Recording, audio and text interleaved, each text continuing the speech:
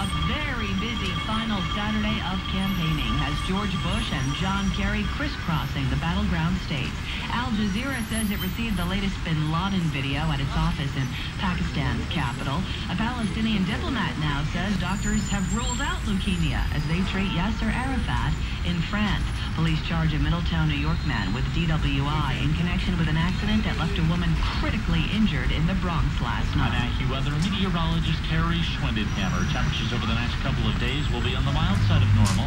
However, for Election Day, we'll have some rain likely. This is Mark Renee. There's potentially damaging news about Barry Bonds in relation to the Balco scandal. We'll have more on the Red Sox victory parade and a rundown of the college football board. With news time 12:41, time for traffic and transit on the ones, including the 1010 Winds Bridge and Tunnel guarantee. Here's Rick Forrest. Well, at least traffic is easing up somewhere, Lori. The westbound Long Island Expressway wrapping up an accident by Queens Boulevard. I see through the fairgrounds area now with the Winds jam cam that I had mounted nearby. The traffic is moving along quite nicely east and west. A little bit crowded, but maintaining a pretty decent pace.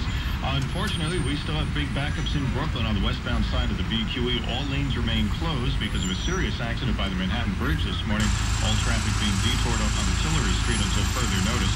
Meanwhile, farther down, we do expect delays to continue through the weekend on the Gowanus Expressway with 2 lanes closed each direction right through Industry City from the Belt Merge all the way to the Prospect. Again, both ways, 2 lanes closed down through the weekend. Through the weekend, the entire southbound side of the FDR Drive closed completely from 96 through 42nd Street. All traffic being detoured over to 2nd Avenue, which is picking up very heavy alternate traffic, obviously. The delays on the drive coming down to the detour extend back almost through the 140s. Over to the West Side Highway instead. Looking at the bridges and tunnels into and out of Manhattan, at least we're okay. The GW Bridge, Lincoln and Holland tunnels, no problems right now at any of the Queens crossings or Brooklyn crossings. Our next report, 12:51. I'm Rick Forrest with traffic and transit on the ones every 10 minutes on 1010 Winds. With news time 12:42. From 1010 Winds, this is Campaign 2004, the road to the White House.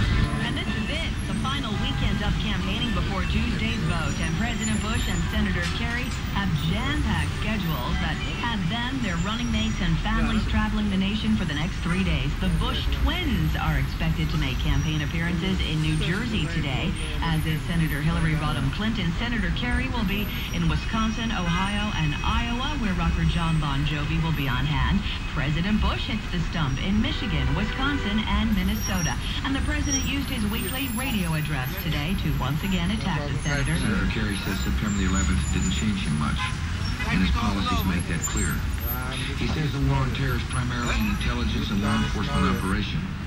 He has proposed what he calls a global test that would give foreign governments a veto over American security decisions. CNN's Kelly Wallace is in Wisconsin traveling with the Kerry campaign. He travels from Wisconsin to Iowa and Ohio. There is a challenge here, though, for Senator Kerry, because throughout this campaign, over these several weeks, he continues to trail President Bush in some polls by nearly 20 points when it comes to who can better handle terrorism. What he is trying to do in these closing days is make an argument that he would be the better choice, not President Bush, on Tuesday. Keep it locked into 1010 Winds this Tuesday night for complete coverage of the 2004 presidential election. Winds News Time 12:44. This is not a bird, or piped-in music, or the engines of a giant cruise ship, or crowds, or boomboxes. It's the whistling tree frog. This is the sound of the Rio Caribbean, where green monkeys and flying fish mingle with laughter, and sugarcane, and breathtaking natural beauty. And you can still hear the tree frogs on Barbados. Harder to get to, and a whole lot harder to leave. Barbados. An 8-day, 7-night Best of Barbados vacation starts at just $5.99 per person, including hotel, round-trip airfare, and airport transfers. Call Continental Airlines Vacations at 1-888-346-3812 or visit covacations.com for details. Restrictions apply. 10-10 winds, AccuWeather, cloudy to partly sunny and breezy this afternoon with a shower, maybe a thunderstorm in spots. High 68 tonight, partly to mostly cloudy and breezy, low 58. 58 degrees now. It is cloudy in New York. We are going up to 68 degrees in Midtown this afternoon. Wind news time 12:45. Now 10-10 Wind Sports, sponsored by New York, New Jersey Subaru. Here's Mark Renee. Well, this Halloween weekend has been anything but a treat so far for San Francisco Giants slugger Barry Bonds, who's been further implicated in the ongoing Balco steroid investigation. Reports have surfaced that Balco founder Victor Conti allegedly told authorities last year that Bonds had in fact visited the Balco labs to obtain steroids. There's also word that on the day Balco was raided last September, company VP James Valenti also told federal investigators that Bonds had received steroid substances. Much more on the story is coming up in 10-10 Wins News. Meantime, in Boston today, Red Sox celebrating their first title in 86 years before the parade stepped off this morning at Fenway Park. Center fielder Johnny Damon said the Sox prevailed this season because they were able to take the good with the bad. That's exactly what this team did, and because we were able to do that, we were able to relax. That's why we kept on winning, and that's why we won a World Series. And it appears the Mets may still have Jim Leland in their sights, continuing the search for a successor to Art Howe. Leland has an interview with the Phillies on Monday. Reports today, though, say the Amazons could talk to the former Pirates, Marlins, and Rockies skipper sometime later in the week. NBA Nets today announced they've signed center Jason Collins to a multi-year extension. Regular season for the Nets and the Knicks will tip off Wednesday night. College football, second-ranked Oklahoma on the road against number 20 Oklahoma State. Sooners lead the Cowboys late first quarter 7-0. Also from the top 10 later on, it'll be number 1 Southern Cal on the road against Washington State. Third-ranked Auburn travels to Mississippi. Number 4 Miami on the road at North Carolina. Number 5 Florida State also traveling today. The Seminoles will visit Maryland. Locally, Rutgers trailing number 15 West Virginia 14-0. That is late first quarter now at Piscataway. Also late first, Hofstra ahead of Richmond by a count of 10-0. Underway shortly, Iona plays host to LaSalle. Good matchup today between Central Connecticut and Monmouth. The Blue Devils of Central Connecticut 6-1, while the Hawks are 7-1. Fordham will host Georgetown. Wagner's on the road against Albany. The Ivy League second quarter, Princeton trails Cornell 7-0. Harvard and Dartmouth scoreless early on. Brown at Penn, and Yale hosts Columbia. Those games kicking off in about 15 minutes. Major League Soccer, Metro Stars have to win by at least 3 goals tonight in D.C. in order to reach the Eastern Conference Final. Breeders' Cup races will begin shortly down at Lone Star Park in Texas. The card at Aqueduct began late this morning. Winner of the third was number 3 Primary Suspect, $3 even. Exacta 3 and 6 returned $14.20. The fourth race went to number 5 Bending Strings at $6 even. The 5-1 Exacta $18. Sports at 15 and 45 around the clock and anytime on the web at 1010wins.com. Mark Renee, 1010 Wins Sports. Wind news time 12:48. At Subaru, we are the true believers. The one and only car company completely devoted to all-wheel drive, to its outstanding traction and control. And today, we want to make believers out of you. At the Subaru Drive and Believe event, you'll experience financing as low as 1.9% APR on every new 2005 Subaru, including the redesigned Outback, the 250 horsepower Legacy, the award-winning Forester, and the rally-inspired WRX.